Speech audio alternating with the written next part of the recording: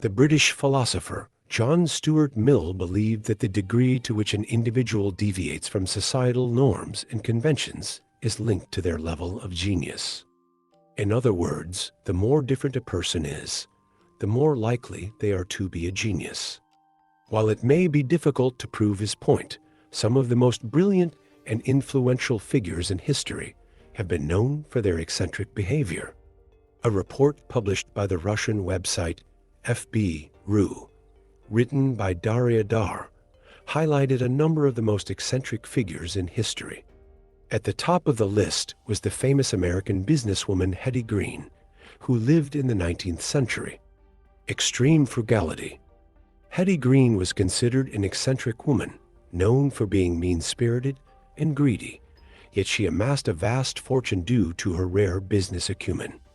Despite her enormous wealth, Green wore the same outfit throughout her life, allocated no money for heating, and restricted her diet to a single food oatmeal. She went to great lengths to avoid paying taxes through dubious means. Among the many strange stories about Green, the most bizarre and tragic one involves her son. When he fell ill, Green chose to treat him at a charity hospital for the poor, despite her immense wealth. Later, she brought her son back home, claiming she would care for him herself to avoid expenses. She refused to buy medicine for him because it was expensive, which eventually led to gangrene and the amputation of his leg. William Archibald Spooner also made history due to his rare speech impediment, which caused him to randomly transpose letters or sounds in spoken words. A.S., a professor at Oxford University. This linguistic phenomenon attracted considerable interest from scholars who visited the university to listen to him. Eccentrics. Simon Ellerton was another eccentric figure, well known in the city of Durham for his love of walking. The townspeople took advantage of his passion by tasking him with collecting large stones in a bag he carried on his head, which were used to build houses. For many years, Simon Ellerton was often seen wandering aimlessly around Durham with a bag of stones on his head. On the same list of eccentric individuals is John Christie, who lived during the same period as the notorious serial killer of the same name in the first half of the 20th century. Christie was known for his odd behavior, particularly his love of the arts. He was also the founder of the Glyndebourne Opera Festival. Christie's actions often defied social conventions. On one occasion, he tore off the sleeves of his jacket due to the heat, and on another, he appeared at a theater in an odd jacket and tennis shoes.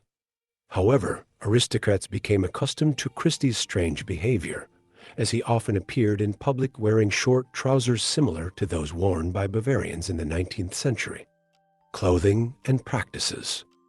Among the most famous eccentric figures was the Irish writer and poet Oscar Wilde. Known for his flamboyant and brightly colored clothing, Wilde was not shy about engaging in many strange activities, such as delivering provocative speeches in public. In 1895, he was imprisoned for homosexuality and died behind bars. George Sitwell was another man of extreme wealth, which allowed him to pursue any idea that came to mind.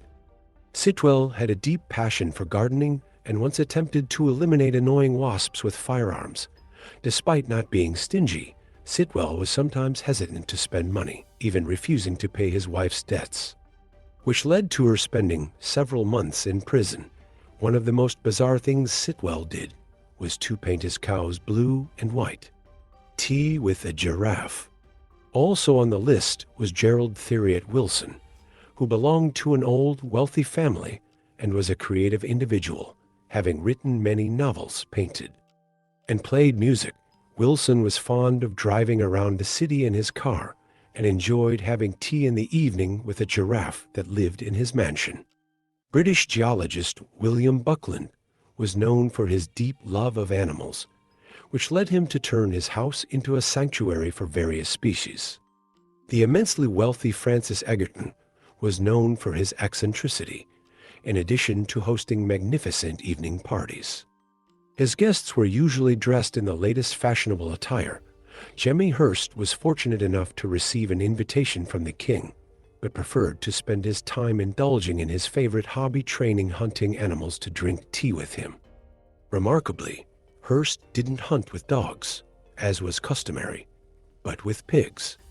Moreover, Hurst was very fond of the poor, often inviting them to his home and treating them generously.